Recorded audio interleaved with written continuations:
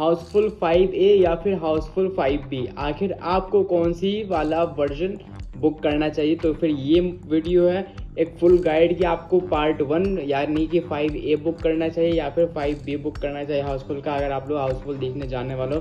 क्योंकि आपको पता है कि इन दोनों में अलग अलग एंडिंग है, तो फिर आपको ज़्यादा सेटिस्फाइंग एंडिंग कौन सी लगेगी। अब देखो, जैसे तुम लोग बुक माई शो के ऊपर जाओगे तो फिर जो है ना, तुम जब इसकी टिकट्स बुक करने जाओगे तो फिर वहाँ पे तुम्हें 2 वर्जन दिखाए जाएंगे, 5A और 5B।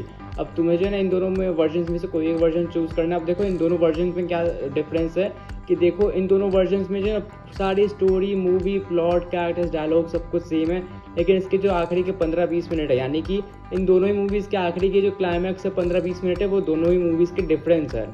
तो फिर इतना समझ लो कि अगर इस मूवी के लास्ट में कुछ ऐसा हो रहा है तो फिर इस मूवी के लास्ट में कुछ और होगा। और यही चीज़ जो है ना इन दोनों मूवीज़ को अब एक दूसरे से अलग बनाती है, थोड़ी सी दिलचस्प बनाती है। लेकिन अगर बात करें कि एज ए नॉर्मल ऑडियंस आपको कौन सी मूवी देखनी जाने चाहिए, तो फिर देखो रिपोर्ट्स की माने, लेकिन अगर मैं रिपोर्ट्स की बताऊँ तो फिर ऐसा बताया जा रहा है कि इसका जो 5A है यानी कि हाउसफुल 5A जो है उसकी जो एंडिंग वो ज़्यादा satisfying as compare to 5B। अब देखो, मैंने ये पर्सनली खुद ने एक्सपीरियंस किया क्योंकि मैंने दोनों वर्जन नहीं देखे, एक ही वर्जन देखा 5A। लेकिन अगर रिपोर्ट्स की माने तो फिर ऐसा बताया जा रहा है कि इसका जो 5A वाला वर्जन है वो ज़्यादा satisfying as compare to 5B।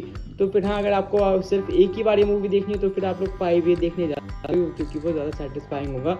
तो फिर हाँ, अगर इससे रिलेटेड कोई और अपडेट आएगी तो फिर मैं आपको जरूर बताऊंगा कि नहीं।